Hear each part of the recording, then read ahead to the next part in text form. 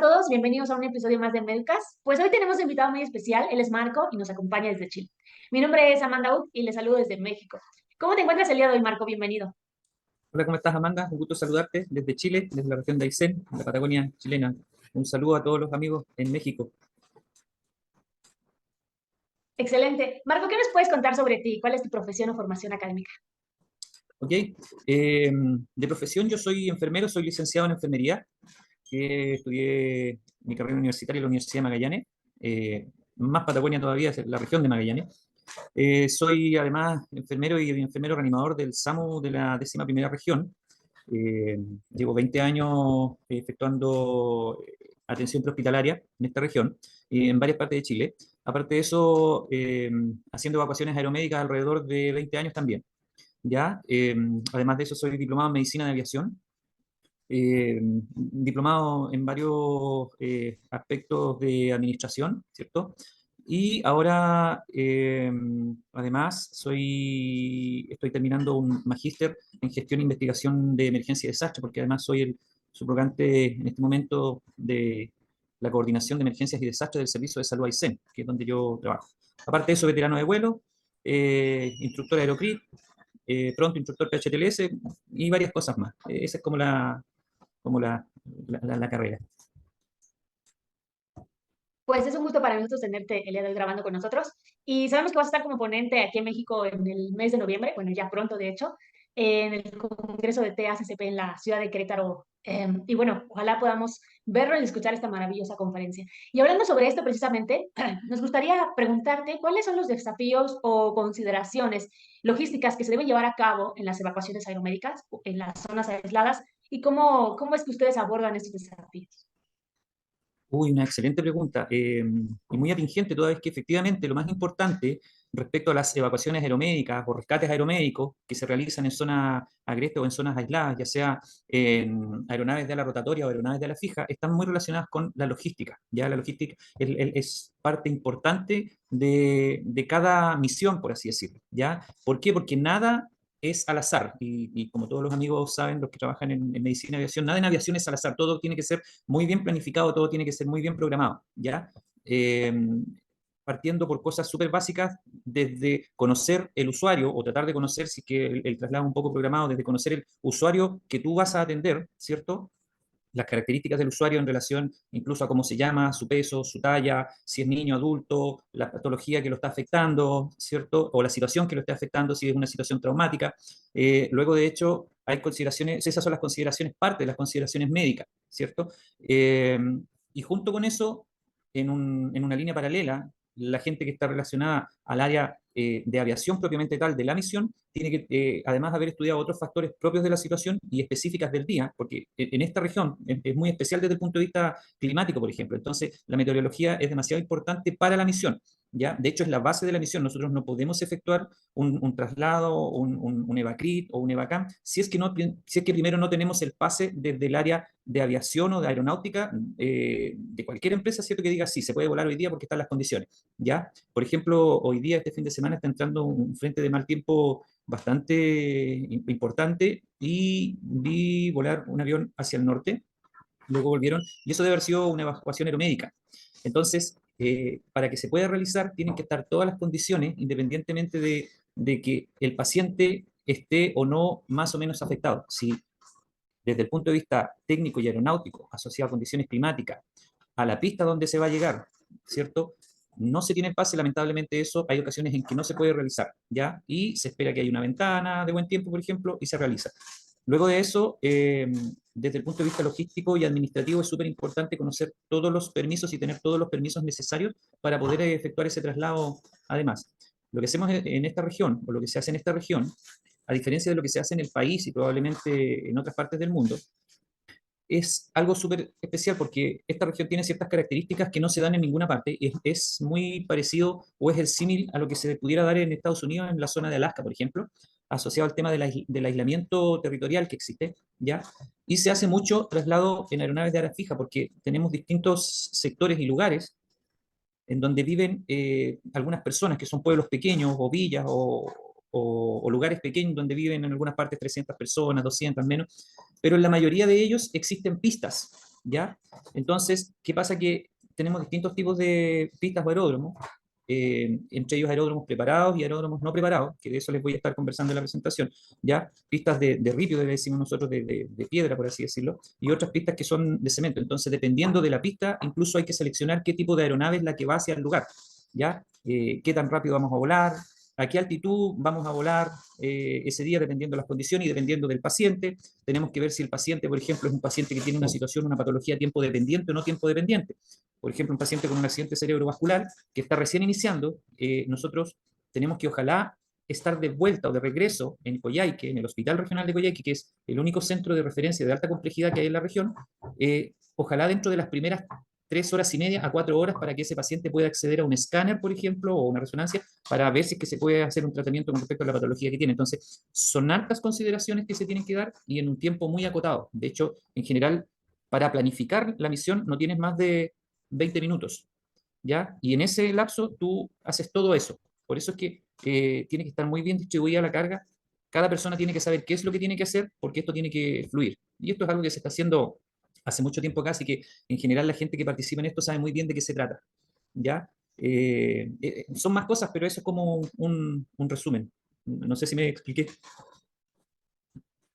Sí, claro, o sea, comprendo y seguramente, como bien lo mencionas, varios compañeros que son expertos en la materia, entiendo que el área donde tú te encuentras es un área aislada, como su nombre lo dice propiamente, y que la logística para justo las evacuaciones aeromédicas en esta zona tienen consideraciones especiales que tal vez dentro de una ciudad no tendríamos, o serían diferentes, más que no tendríamos, serían diferentes, y obviamente me queda súper claro que tiene que estar planeado y estructurado lo que vas a hacer cuando mueves una aeronave para ir a rescatar a una víctima, ya que el más mínimo error puede costar más vidas y en lugar de ser una herramienta de ayuda va a convertirse en un problema adicional.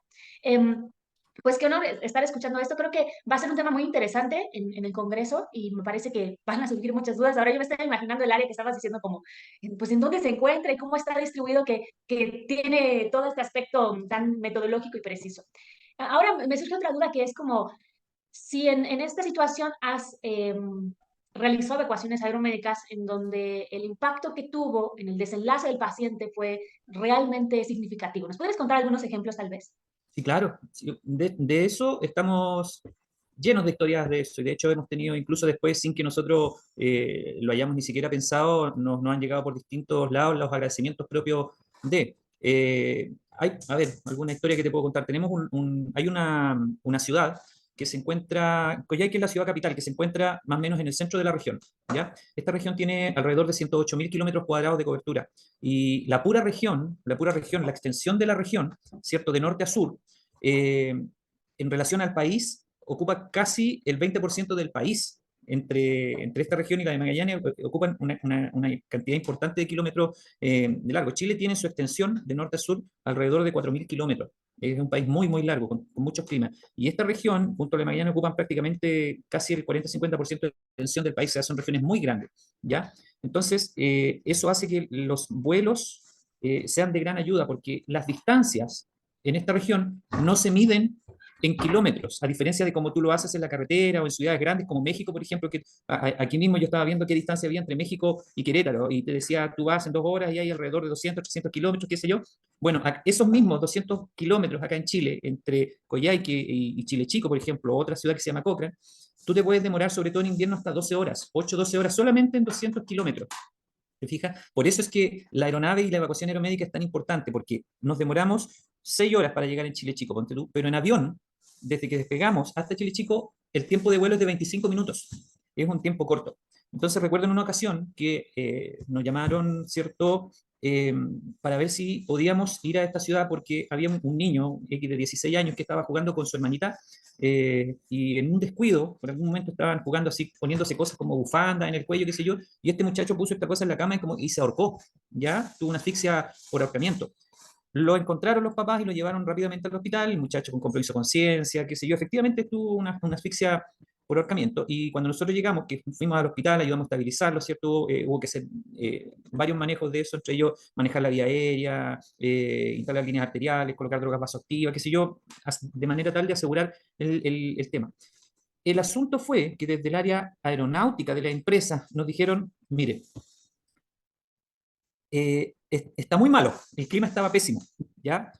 No había inseguridad para el vuelo desde el punto de vista del clima, porque lo que había era viento. Lo que caracteriza a la Patagonia es el viento. Si tú te fijas en cualquier investigación que se haga, lo que más caracteriza a la Patagonia es el viento, ¿ya? En esta región, el 90% de los frentes de mal tiempo que llegan a la región, que llegan a Chile, el 90% pasa por esta región, siempre.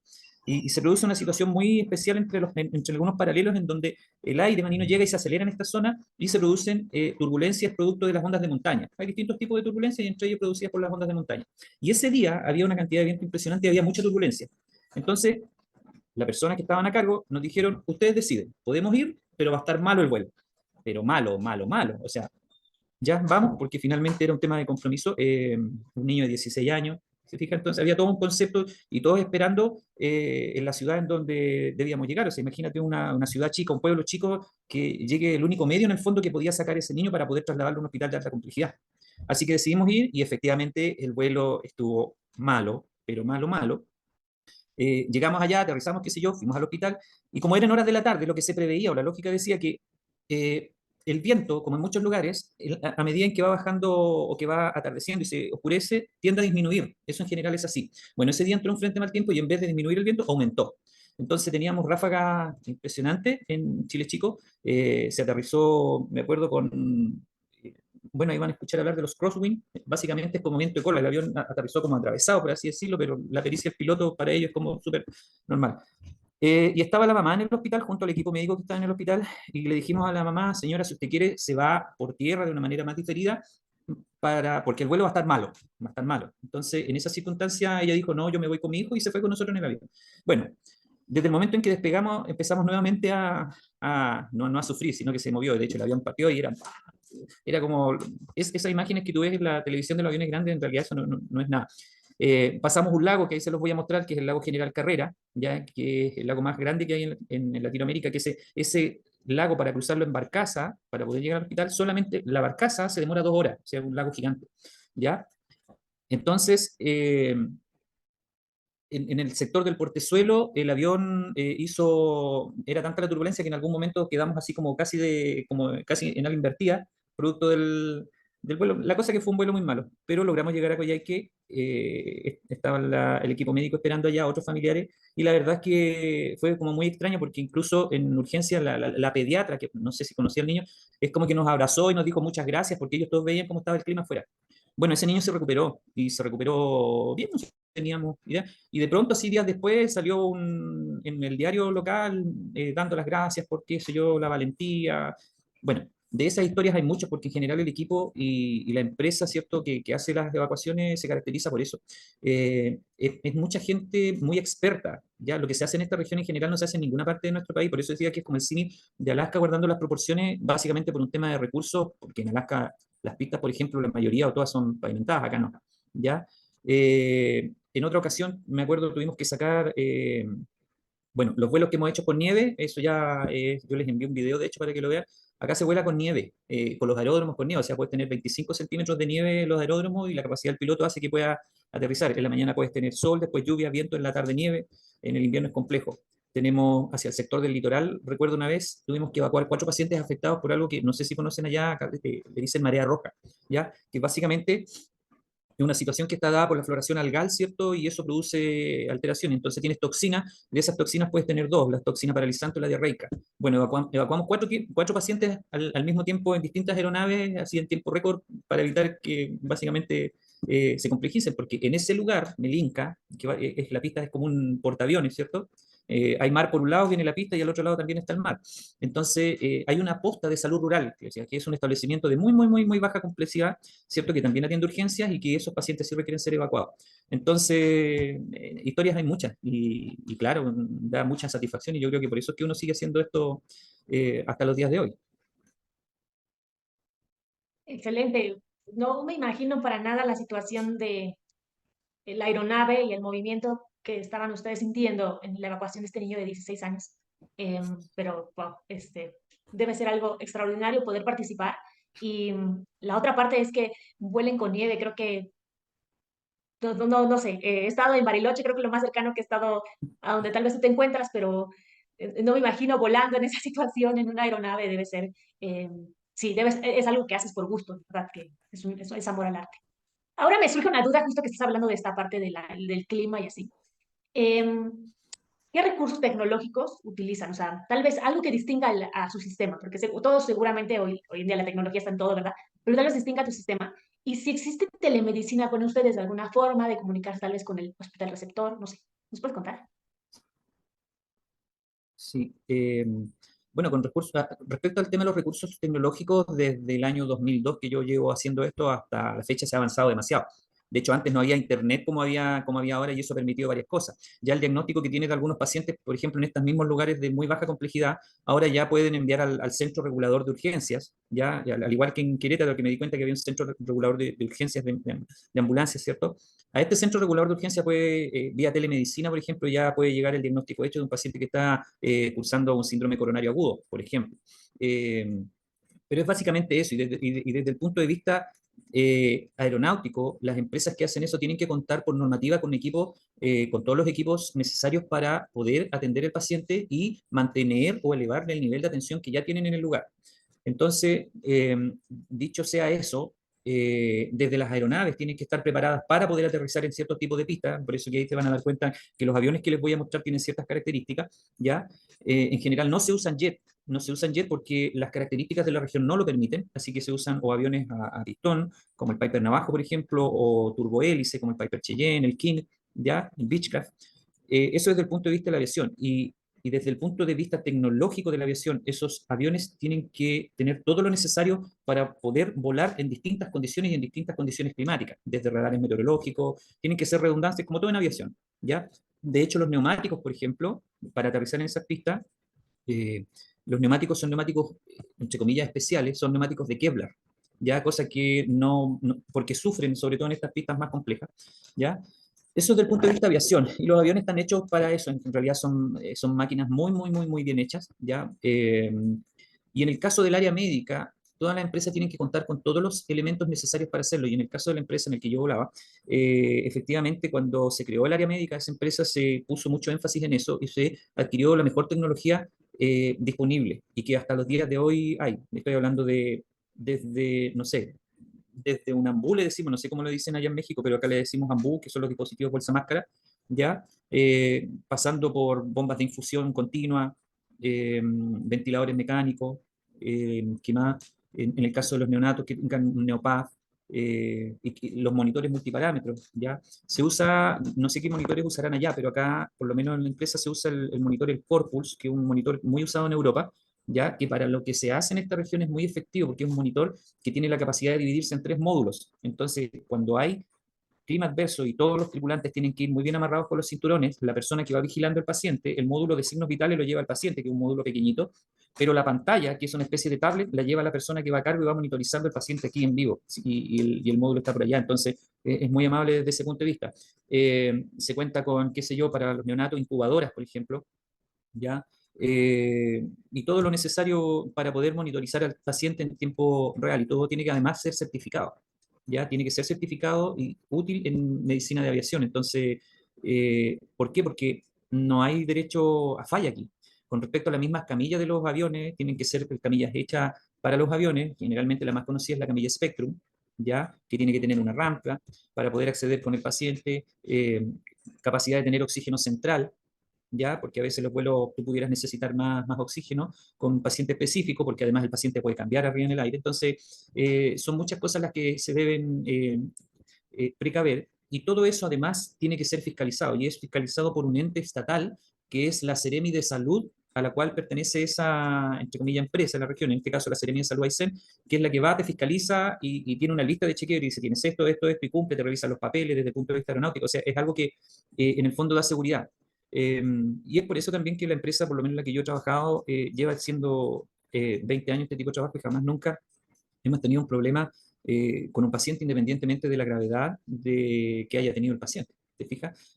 Siempre que se ha dicho se va a buscar un paciente, se llega al lugar y se vuelve con el paciente, ¿ya? Entonces, no sé si eso contesta a tu pregunta, tal vez. Sí, claro, como te decía, la tecnología hoy en día creo que forma parte de todo y ha evolucionado de una forma sorprendente y yo creo que el área de salud no se queda atrás. Y me parece que, yo siempre digo, lo que tú estás leyendo ahora, en los próximos 20 segundos sale una nueva investigación que contradice todo lo que sabes. O un nuevo recurso tecnológico que hace las cosas que tú haces mejor, porque al final es tecnología, o complementa lo que tú haces. Entonces siempre es una evolución constante y hay que aprender a usarla a nuestro favor. Um, ya por último, ¿podrías tal vez contarnos un poco sobre, es obvio que al formar parte de la tripulación aeromédica o de evacuación aeromédica, tienes que estar capacitado o entrenado en ello, ¿verdad? Entonces, ¿qué recomendaciones tú nos harías y le harías al público para aquellos que están interesados en empezar o ser parte o incluso continuar con su educación continua para formarse y poder prestar ese servicio? Sí, claro. Eh, a ver, tanto como todo en medicina, en atención prehospitalaria, en urgencia, ¿cierto? Como nada tiene que ser al azar. La idea es que junto con todos estos recursos tecnológicos que habíamos comentado antes, el personal que tiene acceso a esto y que tiene acceso a los pacientes, además tiene que ser personal entrenado, absolutamente entrenado. Por lo tanto, la normativa chilena es clara al respecto en relación a lo que es medicina de aviación y evacuación aeromédica. Existe un decreto, que es el decreto 83, que exige ciertos lineamientos para que las tripulaciones puedan acceder o puedan hacer evacuaciones aeromédicas. Me refiero a la tripulación médica, los médicos, enfermeras, otros profesionales no médicos, técnicos paramédicos, ¿cierto? Pueden acceder. Y es que ellos, solamente para empezar, tienen que tener al menos 2 años de experiencia en unidades críticas, haber trabajado mínimo 2 años en unidades críticas, ya sea en servicios de urgencia, neonatología, UCI, UTI, SAMU, ¿cierto? Eso como para empezar. Pero junto con eso, eh, tienen que además tener por lo menos un curso de evacuación aeromédica, o deberían tener un curso de evacuación aeromédica, y es deseable tener otras capacitaciones. Como en esta región, además es una región bastante especial respecto a lo que se hace, y no podemos hacer las cosas al azar, lo que se exige, o por lo menos en la empresa en la cual en algún momento yo he estado trabajando, ¿cierto? Es que el personal tenga que tener la capacidad suficiente de tomar decisiones apropiadas. Y esas decisiones apropiadas se hacen y se toman en base a la experiencia. Por ende, el personal que trabaja en esta empresa no tiene menos, el que menos tiene 5 años de experiencia en UCI, por lo bajo, ¿se fija? Y de ahí para arriba, o sea, 20 años de experiencia en atención hospitalaria. Y así toda la gente. Por lo tanto, la gente que va es entrenada. De hecho, nosotros volamos con un amigo, mi amigo Wagner Samanigo, que él es conocido en Latinoamérica y en el mundo con el tema de ecuación aeromédica. Él es médico usista y además es cardiólogo. Entonces tiene muchos años de experiencia en UCI y eso lo ha permitido en el fondo que el manejo de los pacientes sea en el fondo de primera. Luego, la idea es, ¿cierto?, que puedan tener cursos, los típicos cursos que muchos conocemos, PHTLS, el ACLS o el EACLS, el PALS, el NALS, hoy por hoy el AMLS, qué sé yo. Entonces, cuando tú haces o reclutas gente para esto, lo que haces es reclutar a los mejores. A mí, o en general, no nos sirve mucho la inexperiencia, porque el día de mañana esa inexperiencia juega en contra del paciente y no es la idea. Aparte de que hay un tema médico legal de por medio. Por lo tanto, lo que yo le sugiero a la gente, sobre todo a la gente que es un poco más joven, porque todos iniciamos así, eh, que cuando vean esta oportunidad, antes de subirse a un helicóptero o antes de subirse a un avión, lo primero que tienen que hacer es juntar experiencia, prepararse, ¿ya? Porque la medicina de aviación es distinta a la medicina que está dentro del servicio de urgencia o incluso a la de la ambulancia. En un avión o en un helicóptero se producen alteraciones propias del ambiente, de la condición en la cual tú trasladas el paciente, asociado en el caso del helicóptero, por ejemplo, que yo me imagino ahí en México, en la zona central, en México hacen más helicópteros, sobre todo para hacer rescates de carretera y traslados entre hospitales, me imagino, traslado secundario. Lo que más afecta, por ejemplo, un helicóptero a un paciente y al personal es el ruido y las vibraciones. Entonces, si tú eso no lo tienes en tu conciencia, tu paciente se puede descompensar y ni siquiera te vas a dar cuenta, ¿ya? Sobre todo cuando trasladas neonatos, es extremadamente importante. Luego, si vuelas en una aeronave que es presurizada o no presurizada, también hay que tomar otras precauciones. Altitud de vuelo, condiciones de la ruta en donde vas a trasladar tu paciente, ¿ya? Una cosa tan sencilla que asociaba a la patología del paciente, por ejemplo, que es lo que uno le pide a los pilotos acá, sobre todo a la hora del aterrizaje, la pista larga, es que al momento de aterrizar en pacientes, por ejemplo, que tienen patologías de tipo neurológica asociadas a un TEC, un accidente cerebrovascular, hemorrágico o isquémico, qué sé yo, u otras de ese tipo, es que, por ejemplo, se le pide a los pilotos que al aterrizar ocupen toda la pista para que la desaceleración de la aeronave no sea brusca y eso no afecta al paciente, porque al aumentar, al acelerar o al frenar muy rápido, ¿cierto? Esas cosas que uno las ve tan sencillas, hacen que, por ejemplo, aumente la presión intracraneana. Ya cosas tan simples como esa y eso, de la única manera en que tú lo puedes entender o aprender o decírselo es teniendo conocimiento y experiencia. Por lo tanto, la idea es, son seres humanos, son vidas.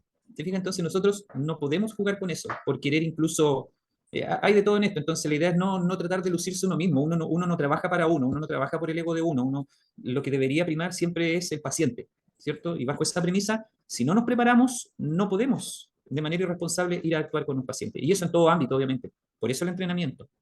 Eso. Creo que, bueno, personalmente lo que dijiste que no me llama la atención, sino estoy completamente de acuerdo contigo, es la parte del pensamiento crítico y la toma de decisiones. Es muy complejo. Y la otra parte que también me llama la atención es la parte de la inteligencia emocional. Creo que uno debe tener la capacidad de no permitirnos, y me incluyo porque creo que a todos nos ha pasado al final, de no permitirnos que nuestro ego gane frente a una situación. Entonces, que siempre primemos o busquemos que el beneficio del paciente esté frente a nuestra beneficio o incluso, no sé, yo nunca me subo en un helicóptero y yo creo que nunca lo voy a hacer. Me parece algo extraordinario, pero creo que tienes que estar formado, creo que te debe gustar y creo que definitivamente debes tener, como tú bien dijiste, experiencia y el gusto de poder hacer. Entonces, lo que quiero decir es que, no, si ahora alguien me dijera, oye, vamos a trasladar a un paciente en helicóptero, yo diría que no sabría qué hacer. Yo creo que me colgaría ahí como de ahora qué hago. Entonces, ¿para qué? ¿Para qué voy a estorbar a alguien que sí sabe y que al final del día va a tomarme una foto y subir las redes sociales? Creo que no. Entonces, eso es algo Aquí importante. pasa mucho eso ahora, Y ¿eh? Eso se ve mucho, ese tema de las redes sociales y el tratar de lucir, chuta, en realidad, en general, lo que se le pide, por ejemplo, acá a la gente que trabaja, sobre todo en esta empresa, con este tema de las redes sociales incluso, es que si ellos quieren sacar fotos no hay problema.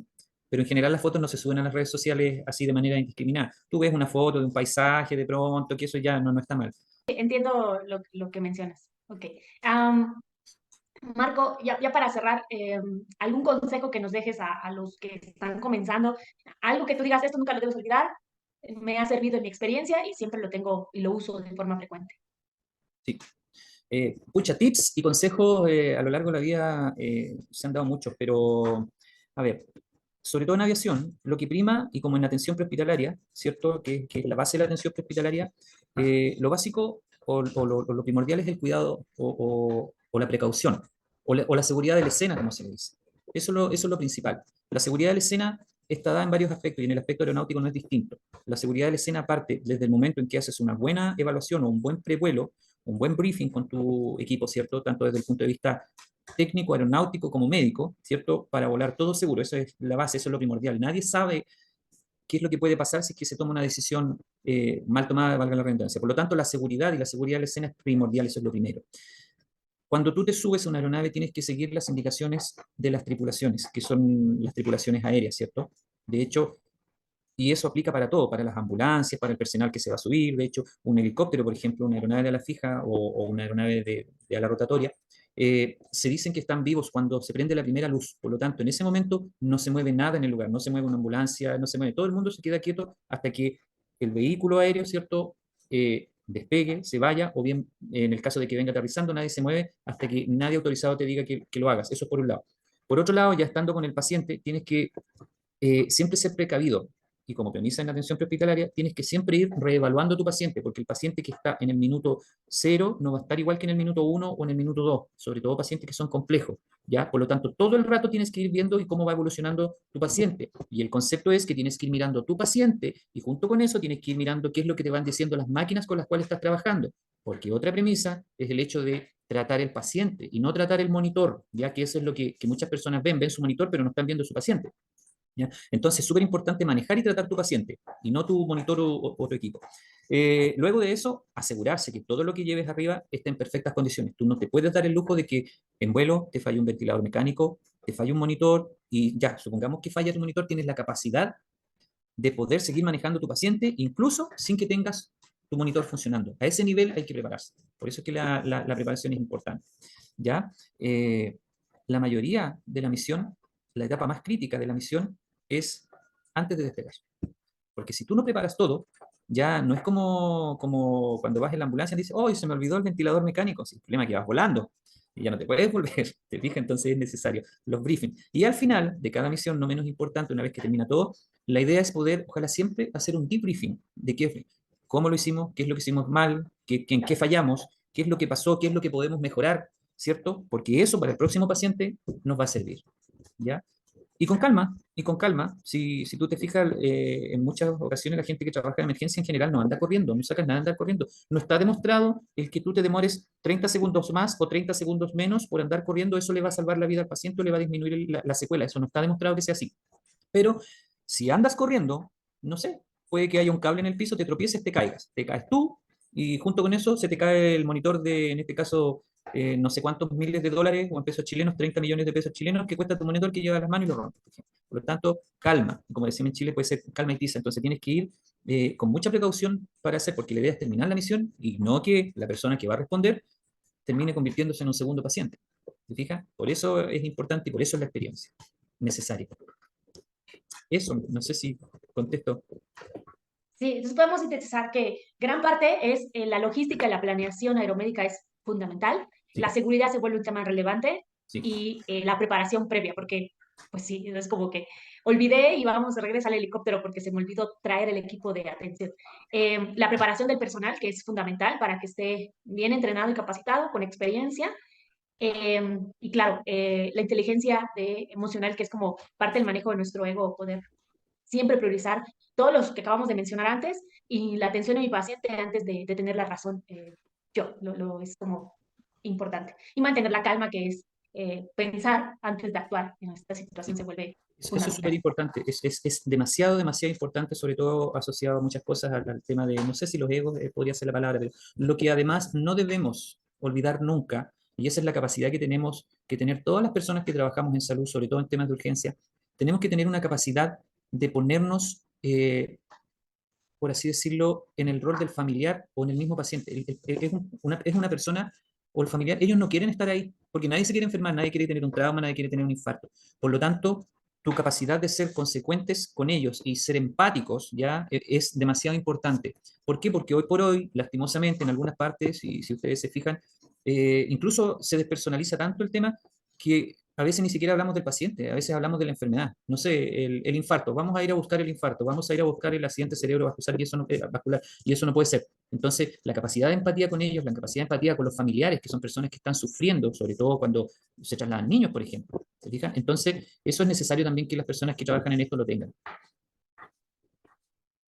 Claro, el otro día escuché a alguien, a un profesional, un educador, decirle a sus estudiantes, algo que me pegó mucho porque les decía algo así, lo voy a parafrasear, y es que él decía, el paciente no te va a recordar por cómo lo trataste, como la parte humana, te va a recordar porque le salvaste la vida. Y yo dije, este vato no ha leído, porque en la realidad muchas personas te recuerdan por cómo los tratas. Entonces, es algo demostrado, el ser humano no se acuerda de la parte clínica porque no lo sabe, él no sabe que tú le debiste poner oxígeno o que controlaste el sangrado porque ignora esas cosas. No es porque sea malo, es porque no lo sabe, es un paciente. Como tú dices, él no espera lesionarse, no es como que haya leído los libros que tú leíste. Y entonces recuerda cómo lo trataste, si hablaste con el familiar, si le explicaste. Y entonces las dos cosas son importantes. No digo que la clínica no sea relevante, pero tampoco digo que el trato que le das a tu paciente no es importante. Entonces es un reto porque el paramédico tiene que, o el médico tiene que atender la parte clínica mientras intenta explicar lo que está haciendo al familiar para mantenerlo calmado. Entonces no digo que sea fácil, pero tampoco digo que ambas cosas no sean importantes. Ambas lo son y son fundamentales en el momento de atender al paciente. Pues Marco, yo creo que, como te dije hace rato, yo estoy segura que muchos van a empezar a tener muchas preguntas de este tema. Obviamente esta conversación no se compara con nada en la conferencia que tú vas a dar, porque aquí nos vas a mostrar imágenes, nos vas a poder presentar el caso de una forma más presencial, que siempre eso es importante, y ahí vamos a resolver muchas dudas que ahora seguro nos van a estar surgiendo.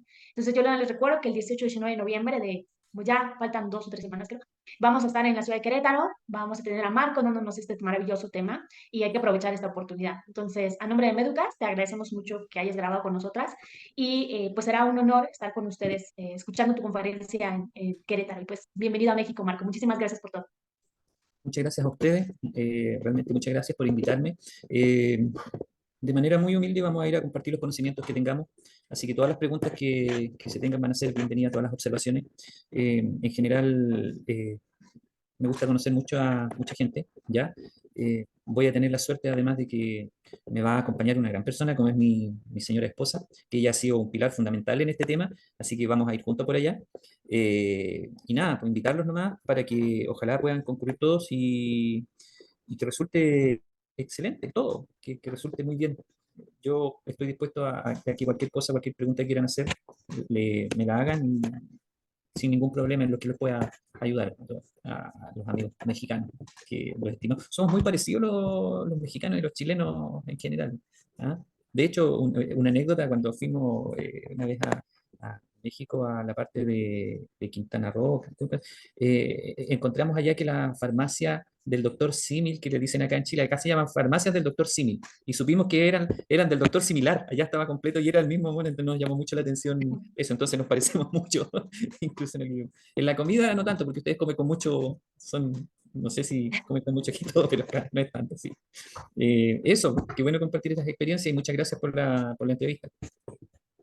Muchas gracias, Marco. Pues amigos, nos vemos en un próximo o nos escuchamos en un próximo episodio y pues que tengan una excelente noche y sigan escuchando nuestros episodios, síganos en redes sociales y hasta la próxima.